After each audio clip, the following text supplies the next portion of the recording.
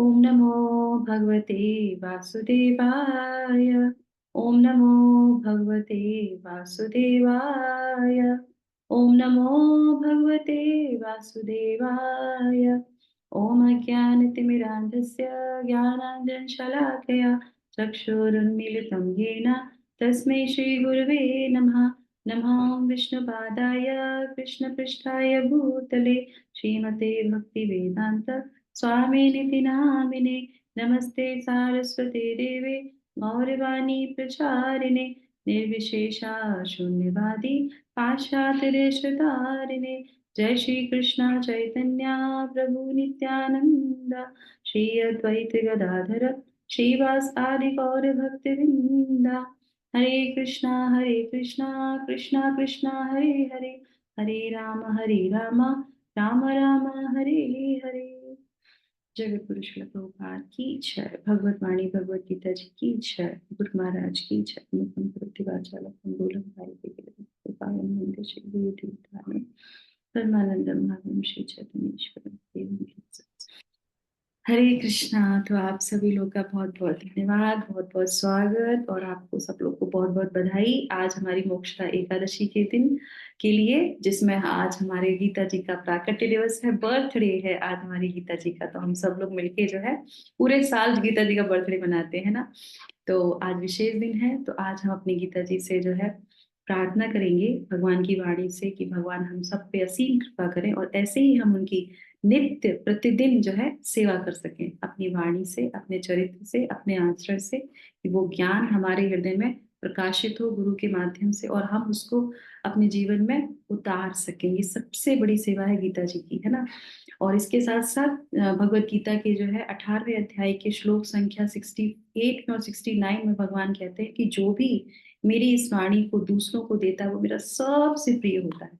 तो हमें सबको प्रिय होना है कि नहीं होना है? होना है ना। तो हमें क्या करना है? हमको गीता दूसरों को भी प्रदान करनी है ना। टीचिंग करना है, दूसरों को गीता देनी है, दान देना है। 7वें अध्याय में भगवान बताते हैं, 16वें अध्याय में भगवान बताते हैं कि जो है शास्त्र दान सबसे बड़ा दान होता है। क्यों? और शिला प्रभुपाद हमेशा बोलते हैं कि भव सागर से बाहर निकलना है। अहिंसा का सबसे अच्छा क्या है कि अगर हम किसी को शास्त्र देते हैं जिससे वो पढ़ेगा और दोबारा से फिर वो यहाँ पे जन्म नहीं लेगा, तो ये हिंसा से बचने का सबसे सरल तरीका और आसान तरीका है। तो हम सब लोग को ज्ञान योग जो हम लोग पढ़ रहे हैं उसके माध्यम से ज्ञान के द्वारा ही अहिंसा का हाथ पकड़ना चाहिए, उसी के द्वारा ही जो है हमें दान करना चाहिए, उसी के द्वारा ही हमको भगवान का प्रिय बन जाना चाहिए। करेक्ट। तो ये इतनी अच्छी शिक्षा हमको भगवत गीता से माध्यम से मिलती है। और जो है गीता जी जयंती है तो थोड़ा सा हम इस पे बात कर लेते हैं। गीता, भगवत गीता में आपको पता है 700 श्लोक आते हैं ना। और एकादशी के दिन हम लोग उसका पारायण भी करते हैं। आज के दिन सभी लोग भगवत गीता के 700 श्लोकों का पारायण करते हैं। पर भगवान की असीम कृपा होने के कारण हम सब लोग हर एकादशी को एक 700 श्लोकों का पारायण करते हैं, उनको श्रवण करते हैं, उनका कीर्तन करते हैं।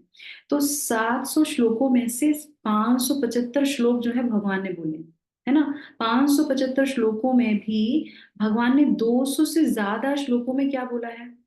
तुम मेरे परायण हो जाओ, तुम मेरी भक्ति करो, तुम मुझे नमस्कार करो, तुम मेरे पास आ जाओ। कि ये भगवत गीता क्या है? ये भगवत गीता लव लेटर है भगवान का। वो कहते हैं कि तुम कैसे रहोगे इस संसार में। अब हम लोग कौन सा सेक्शन पढ़ रहे हैं? ज्ञान योग। ज्ञान योग में क्या है? संसार, प्रकृति में कैसे रहना है। तो भगवान ने हमारे पॉकेट में एक लेटर डाल के दिया है कि कैसे रहोगे इसमें, इतना दुख है यहाँ पे, तो जो मैं बता रहा हूँ वो करो। तो एक बहुत प्रिय पिता की तरह वो हमको हर मार्गदर्शन देते रहते हैं इस भगवत गीता के माध्यम से। तो ये क्या है? सिर्फ हमारे पिता है वो तो सभी के हैं। तो हमें क्या करना चाहिए? अपने सारे बंधु बांधवों को, सबको जो है भगवत गीता देनी चाहिए। ये लीजिए आपका लव लेटर आपके लिए। और इसको कैसे पढ़ेंगे? जहाँ पे लिखा है भगवान उवाचा, जब वो बोलते हैं और लिखते हैं कि हे भरत, हे अर्जुन, हे कौन्ते, तो उस जगह कौन्ते मत पढ़िए, फिर क्या पढ़ेंगे? हे निताई प्रिया, हे अर्चना, हे प्रेमलता, हे शांडली। इस तरीके से पढ़िए। और लास्ट में कि तुम्हारा पिता श्री कृष्ण। और आप देखेंगे कितनी प्रसन्नता होती है। ये मेरे लिए लिखा है, मेरी अपनी भगवत गीता, मेरी अपनी पर्सनल भगवत गीता, मेरे अपने पर्सनल भगवान, और मैं हमेशा उनके साथ रहूं।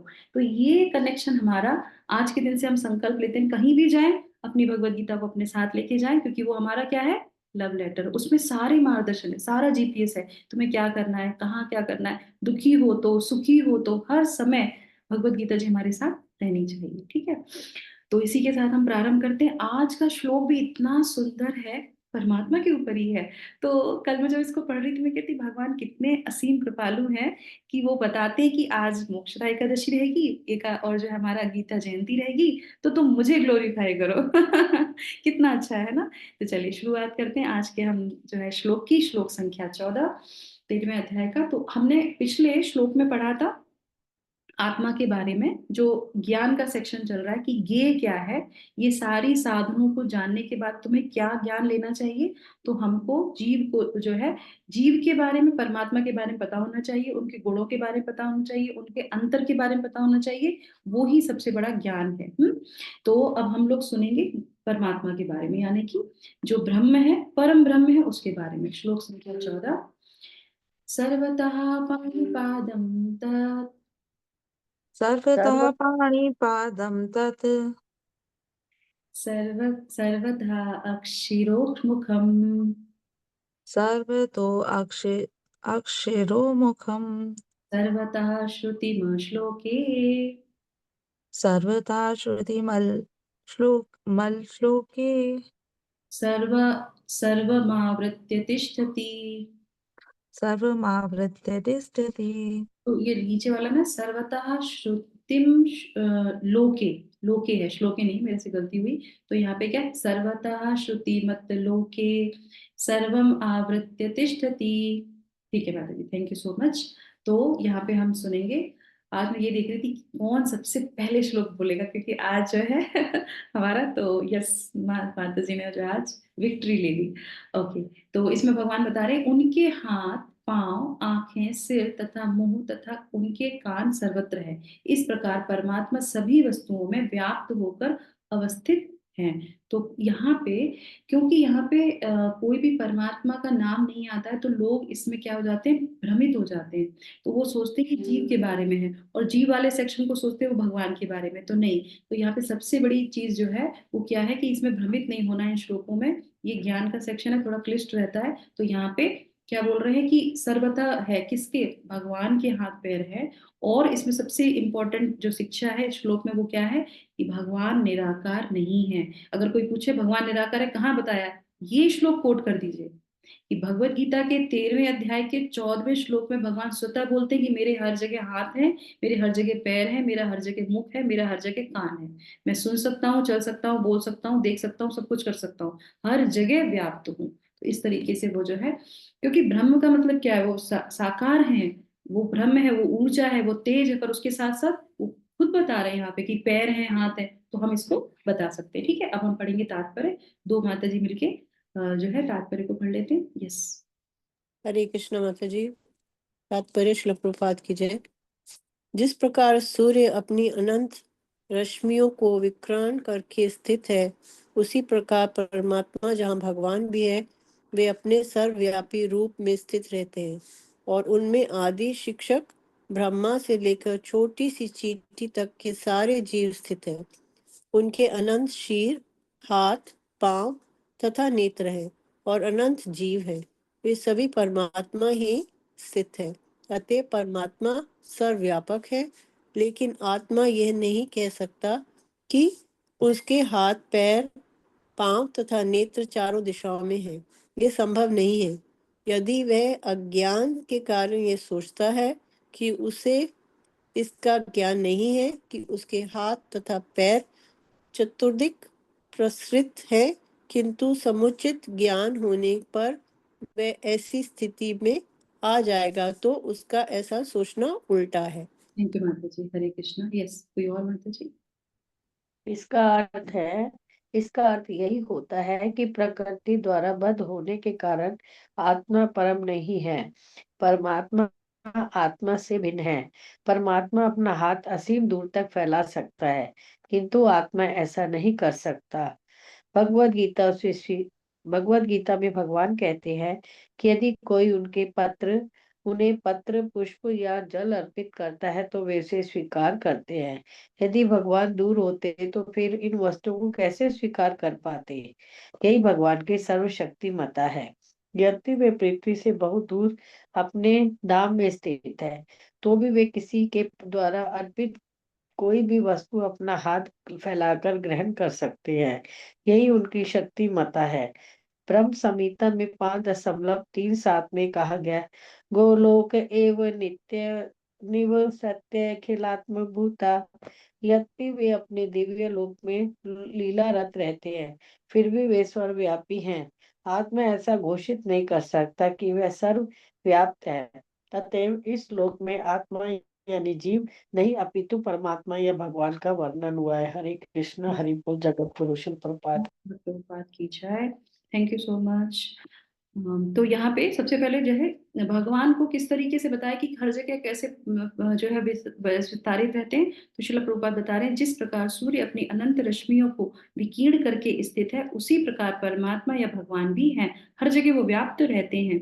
वे अपने सर्वव्यापी रूप में स्थिर रहते हैं और उनमें आदि शिक्षक ब्रह्मा से लेकर छोटी सी चींटी तक के सारे जीव स्थित हैं, है ना। तो इस तरीके से वो यहाँ पे बता रहे हैं। और उनके हाथ पैर नेत्र, तो हम एक एक करके इसका पढ़ेंगे और इसको जो है उसका गुण, अंतर और उसके बाद जो शिक्षा है वो हमें ध्यान से सुननी है, ठीक है। तो परमात्मा के गुण और अंतर हम इसमें जानेंगे। तो सर्वतः पाणी का मतलब क्या है? सर्वतः पाणी का मतलब है सब जगह उनके हाथ है।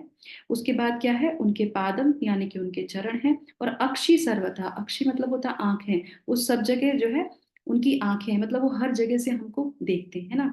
तो इसमें क्या है? इसमें सबसे बड़ी क्या है कि भगवान सब जगह व्याप्त है, वो हर जगह हमको देख सकते हैं। और एक क्या लिखा शिला प्रभुपाद ने, वो दूर तक अपना हाथ फैला सकते हैं। अब कोई कहेगा अच्छा दूर तक फैला सकते हैं, कहाँ उन्होंने दूर तक फैलाया? अरे इसका भी उदाहरण दिया गया भागवतम में। कहाँ दिया गया? नृग महाराज की कथा याद है आपको? नृग महाराज जब वो कुएं में गिर गए थे, छिपकली बन गए थे ना, छिपकली बन गए तो कुएं में फिर पड़े थे। जब वो कृष्ण भगवान वहां पे बॉल खेल रहे थे, तो फिर उनको कैसे निकाला था? तो उसमें आता है कि भगवान ने अपना लंबा सा हाथ किया कुएं के अंदर, भगवान बाहर खड़े थे और लंबा सा हाथ करके क्या किया, उनको टच किया और वो तुरंत चतुर्भुज रूप में बाहर आ गए। क्या किया ना? तो ये भी प्रमाण है कि भगवान लंबा सा हाथ करते हैं। अगर कोई नहीं माने तो हम उनको दे सकते हैं कि ऐसे भगवान अपना लंबा सा हाथ करके जो है कर लेते। तो इस तरीके से जो है भगवान सब जगह उनके हाथ रहते हैं। हम सब जगह भगवान को भगवान कहते हैं कि मैं तुम्हारी जो है योगक्षेम वहाम्या, मैं तुम्हारी हर जगह जो है सहायता करूंगा, रक्षा करूंगा। जो तुम्हारे पास नहीं है वो तुमको दूंगा, जो तुम्हारे पास है उसकी रक्षा कैसे करेंगे? उनका हाथ हमेशा रहता है। आप देखेंगे ना, जहाँ पे अब चतुर्भुज भगवान में जो भी विष्णु भगवान के टेम्पल है, वहां पे भगवान ऐसे रखते रहते हैं, ऐसे किए रहते हैं। हर जगह है वो हाथ, हमें हमेशा ध्यान रहना चाहिए, अरे भगवान का हाथ हमेशा हमारे ऊपर विराजमान रहता है ना। उसके बाद दूसरा आता है सर्वतः पादम। तो भगवान का जो है सर जगह उनके जो है तत् ज्ञे, ये ज्ञान है क्या, इनको जानना कि भगवान का सब जगह जो है पैर रहते हैं।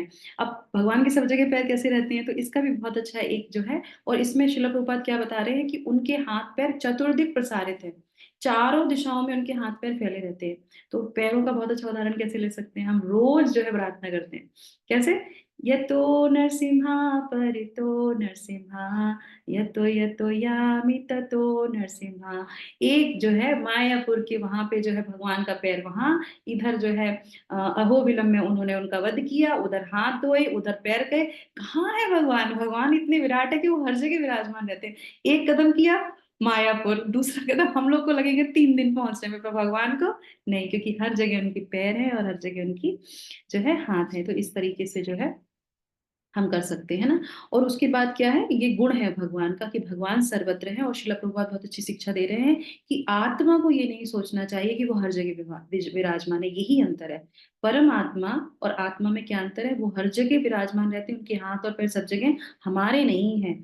हमें जो शरीर मिला है हम वहीं रह सकते हैं। हमको अगर कहीं जाना होगा तो हमको ट्रेन से और उससे जाना पड़ेगा, उन्हीं दो पैरों पैरों से जो है चल के जाना पड़ेगा, और हमारे हाथ पर कहीं नहीं है, वहीं है उसी जगह। ये अंतर समझना चाहिए। तो बहुत से लोग ये गलती करते हैं यहाँ पे सीखने की, कि ब्रह्म मतलब जो जीव है उसके सब जगह हाथ पैर है, तो हम नहीं, हमारे बारे में नहीं, जीवात्मा के बारे में नहीं बात हो रही, ये परमात्मा के बारे में बात हो रही, भगवान परम आत्मा के बारे में, ठीक है। और उसके बाद जो है अब इसके बाद जो है ये हो गया हमारा सर्वत्र वो फैले हुए हैं, और उसके बाद सर्वत्र मुखम। सर्वत्र मुखम का मतलब उनका सर्वत्र मुख वाले हैं। अब सर्वत्र मुख से हम समझ सकते हैं यहाँ पे कि भगवान जो मुख होता है वो दो कार्य करते हैं। क्या करते हैं? एक तो प्रसाद हम लोग ग्रहण करते हैं और दूसरा बोलते हैं, करेक्ट। तो इसी तरीके से भगवान की वाणी से जो है, भगवान कह रहे हैं मेरे मुख है, तो वो हर जगह से भोग अर्पित ले सकते हैं। उनके हर जगह मुख है। जैसे मान लीजिए आप कहीं यात्रा में जा रहे हैं, है ना, और वहां पे डीपीज नहीं है आपके साथ, कोई चित्र नहीं पट है, तो फिर आप क्या करेंगे? आप जो भी फल लेते हैं, कुछ भी करते हैं, तो वो आप वहां पे क्या करेंगे? कृष्णाम जो है समर्पयामी, तो जैसे ही आपने उनको बोला कि आपको हम समर्पित करते हैं, और भगवान ले लेते हैं और कहेंगे अच्छा माता जी इसका कोई उदाहरण? हाँ, इसका उदाहरण है या नहीं, बताइए आप मुझे। मैं आपको बताती हूँ। देखिए जगन्नाथ जी में एक जो है उनके भक्त थे। तो उनको टेम्पल में आने की परमिशन नहीं थी, तो वो बाहर खड़े रहते थे। अब उनको तो मन था भगवान को जो है ऑफर कराने का, है ना।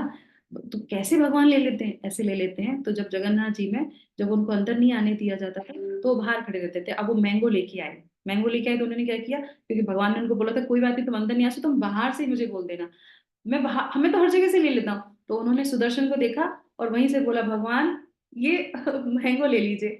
और वो ऐसे करते थे, सबने देखा इसको, और जो ऐसे ऊपर करते थे और मैंगो गायब। तो वहां के जो और पंडा वगैरह थे वो बोले, तुम यहाँ पे जादू टोना कर रहे हो हैं, ये ऐसे कहते कहाँ गायब हो जाता है? अब लोग वहां पे इकट्ठा हो गए, भीड़ हो गई कि अरे ये क्या कर रहा है, ऐसे आम दिखाता है, और उसके बाद फिर वो जो आम गायब हो जाते हैं। तो बोले कि वो तो जगन्नाथ जी खा रहे हैं ना, वो तो खा लेते हैं। तो बोले कि अच्छा जगन्नाथ जी खा लेते, तुम तो हवा में उड़ा रहे हो उसको। तो वो कहते कि तुम्हें अगर यकीन नहीं तो तुम देख लो, भगवान खा रहे होंगे। तो वो कहते अच्छा तुम यही रुको, हम चेक करके आते हैं। और फिर वो अंदर मंदिर में जाते हैं, तो क्या देखते हैं? सारे छिलके, सारे गुठली सब भगवान के अंदर मंदिर में पड़ी होती है। तो भगवान क्या है, भगवान कहीं से भी खा लेते हैं। जहां से आप ऑफर करेंगे वहीं से भगवान खा लेंगे। क्यों? क्योंकि इस श्लोक में भगवान बता रहे हैं कि मेरा हर जगह मुख है, तो हम भगवान को ऑफर कर सकते हैं। अगर ऐसी कोई परेशानी आती तो हम भगवान को ऑफर, भगवान हर जगह है और भगवान हर जगह सुनते हैं। हम अब जूम मंदिर में है यहाँ पे, है ना, हम सब लोग आपस में ऐसे नहीं मिलते, बस जूम मंदिर के द्वारा जब हम ये कथा करते हैं, तो क्या भगवान यहाँ पे नहीं है? साक्षात रूप में भगवान यहाँ पर है। भगवान हर चीज हमारी सुनते रहते हैं और हमको उसी तरीके से ब्लेस करते हैं। तो ये हमको ध्यान रखना चाहिए। उसी से साथ जो है आगे एक और आता है, क्या, कि भगवान जो है ठीक है, उसके बाद सर्वत्र श्रुति मता। तो भगवान सुनते हैं, बोलते हैं, और क्या है, खाते हैं, है ना। तो इस तरीके से हम देखते हैं आकाशवाणी होती है। जब नारद जी ने सॉरी जब ब्रह्मा जी ने इतना तप किया, तो सबसे पहले उनको क्या सुनाई दिया? तपा तपा, तुम तप करो, है ना। तो भगवान की सबसे पहले उनको वाणी सुनाई दी। भगवान सब जगह उनकी जो है वाणी विराजमान रहती है। उसकी पर जब श्रुति, कि भगवान जो है उनके कान सब जगह रहते हैं, भगवान हर चीज सुनते रहते हैं। तो इसका श्रीमद् भागवतम में बहुत अच्छा उदाहरण मिलता है। ये क्यों बता रहे हैं? जैसे कभी कभी कोई हमसे प्रश्न कर लेता है कि कहाँ है, कैसे, क्या है। हमको तो ट्रस्ट है, हमको तो पूरी श्रद्धा है, हमको तो पूरा विश्वास है कि हमारे भगवान हर जगह विराजमान है। पर फिर भी क्योंकि ये केस स्टडी हमको दी गई है, तो हम ये बता सकते हैं कि ऐसे होता है। तो श्रीमद् भागवतम की द्वितीय स्कंद के द्वितीय अध्याय के 35वें श्लोक में वहां पे जो है ये बताया गया है कि भगवान का, जैसे हमने देखा था कि जब ये सृष्टि प्रकट होती है, तो अंड जो पिंड है, मतलब यानी कि जो हम है वो, और ये पूरा ब्रह्मांड एक साथ उत्पत्ति होती है ना। पिछले से पिछले श्लोकों में भी हमने ये जाना था किस तरीके से जो है प्रधान और महातत्व ये सब हुआ। तो वैसे ही जो है इस पिंड का भी, जैसे कि ये जीव है, इसको भी शरीर प्रदान होता है। तो इसी तरीके से जब ये भौतिक संसार बनता है, तो ये भगवान की शक्ति से ही बनता है। तो भगवान वहां पे विराजमान रहते हैं। तो उसमें बताते हैं कि ये जो पूरा आकाश है ना, जितना भी आप देखते हैं व्योम, ये भगवान का सर है। और जितने भी आप पर्वत देखते हैं, वो क्या है? वो भगवान की हड्डियां हैं। अब आप इमेजिन कीजिए कि भगवान कितने विशाल हैं। और उसके बाद जो सूर्य है, जो चंद्रमा है, वो क्या है? क्या है? सबने सुना है एकदम। भगवान की आंखें। आंखें। आंखें हैं, भगवान की आंखें, सूर्य चंद्रमा भगवान की आंखें हैं वो। और उसके बाद कान क्या है? तो वो बताते हैं कि ये जो कान है वो जो है, जो दिशाएं हैं, चारों दिशाएं, वो भगवान के कान है। अब ऐसा कोई स्थान है जो जहाँ पे दिशा ना हो? सब जगह दिशा होती है। तो भगवान के चारों दिशाओं में, है ना। तो यहाँ पे शिला प्रभुपाद ने भी क्या लिखा था, यहाँ पे चतुर्दिक प्रसारत है भगवान। तो भगवान की कान भी जो है चारों दिशाओं में। तो चारों दिशाएं क्या है भगवान की, जो है, जो कान है। तो इसी तरीके से हम इसको समझ सकते हैं। इस तरीके से भगवान हमको हर जगह सुनते रहते हैं। उसके बाद आ जाता है सर्वम आवृत्ति तिष्ठति। ये बहुत इंपॉर्टेंट है कि भगवान जो है वो क्या करते हैं, सभी जीवों को व्याप्त करके, है ना, उनको जो है जब उत्पन्न होते हैं, उनको जब बाहर निकालते हैं, उसके बाद फिर वो भगवान क्या करते हैं, वो सब में जाके बैठ जाते हैं। इतना सुंदर ये पार्ट तो बहुत ही सुंदर है कि भगवान जीव को करने के बाद सब में जाके बैठ जाते हैं। अब यहाँ पे एक छोटा सा प्रश्न आता है कि क्या हमारे जो भगवान हैं और आपके जो भगवान हैं, जो परमात्मा है, वो एक है या इंडिविजुअल है, अलग है? देखिए, व्यष्टि तो आत्मा है, इंडिविजुअल है, ठीक है। मैं अलग हूँ, अर्चना माता जी अलग है, ठीक है, अलग अलग हो गई जीव, व्यष्टि हो गई। क्या परमात्मा जो आपके हृदय वाले हैं, मेरे हृदय वाले, एक ही है या अलग है? एक। एक ही है। एक ही है, कंफर्म? यस। एक है माता जी, एक। एक ही है यस, माता जी। करेक्ट, एक ही है। एक ही कृष्ण है जो सब जीवों में व्याप्त है। इसीलिए आपने देखा होगा, इसका कितना सुंदर उदाहरण है। अब ये, क्योंकि ये अंतर की बात है, तो ये अंतर से ही समझ में आ सकती है। आपने देखा होगा ना, कभी कोई कहता है कि मैंने ऐसा सोचा और सामने वाले ने वैसा बोल दिया।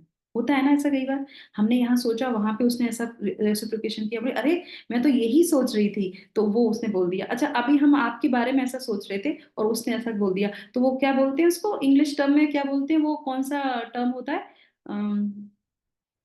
क्या? इंट्यूशन। नहीं नहीं, टेलीपैथी, टेलीपैथी। टेलीपैथी। तो उसको साइंटिस्ट क्या बोलते हैं, ये टेलीपैथी है। ये टेलीपैथी नहीं, ये परमात्मा की जो है पैथी है।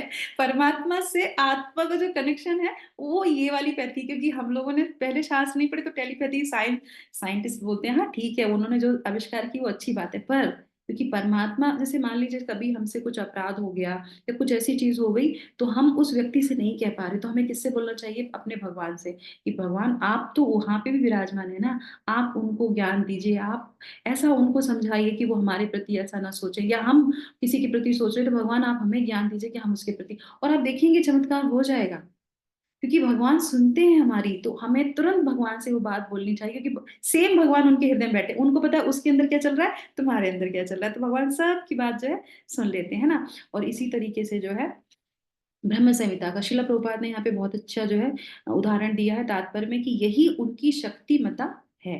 क्या?